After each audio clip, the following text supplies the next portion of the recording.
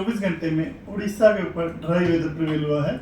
Maximum temperature की बात करें तो दो जगह हमारा झारसुगुड़ा और बौद्ध में 42 डिग्री सेल्सियस जो तापमान दर्ज किया गया हाईएस्ट। उसके अलावा बाकी जो वेस्टर्न उड़ीसा के डिस्ट्रिक्ट्स हैं वहाँ पर भी टेम्परेचर 40 से ऊपर 41 से रहा है कुछ कुछ जगहों पे। भुवनेश्वर में 36.2 डिग्री सेल्सियस, कटक में 36 डिग्री सेल्सियस जो है मैक्सिमम टेम्परेचर दर्ज किया गया है। उसके अलावा जो मैक्सिमम टेम्परेचर बोलांगीर में 41.2, कीरी में 41.2, तितलागढ़ में 41 डिग्री सेल्सियस, तो 41 और 41 से ऊपर 5 जगहों पे दर्ज किया गया है उड़ीसा के ऊपर टेम्परेचर। 24 आवर चेंज देखें तो तलचर में 106 डिग्री सेल्सियस प्लस में, बारगढ़ में 104 डिग्री सेल्सियस पारा ऊपर रहा।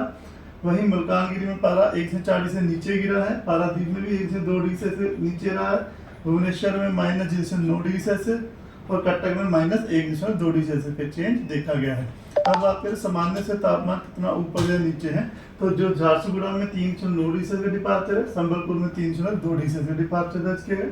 भुवनेश्वर में -0.4 डिग्री सेल्सियस और कटक में +0.2 डिग्री सेल्सियस का डिपार्चर दर्ज किया गया है।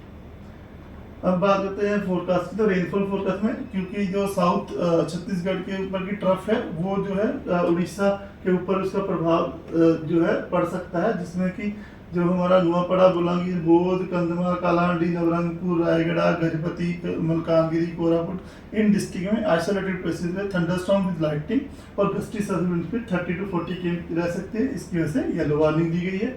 इसके बाद 2 अप्रैल को जो हमारे वेस्ट उड़ीसा के डिस्ट्रिक्ट्स हैं और जैसे कि सुंदरगढ़, झारसुगुड़ा, बारगढ़, संबलपुर, देवगढ़, केवंझर, मयूरभंज, अनुगुल, सोनपुर, बौद्ध, बोलांगीर, नुआपड़ा, कालाहांडी, नवरंगपुर, कोरापुट, इसमें भी येलो वार्निंग दी गई है थंडरस्टॉर्म विद लाइटनिंग और जहां gusty service speed 40 to 50 km रहने की संभावना है।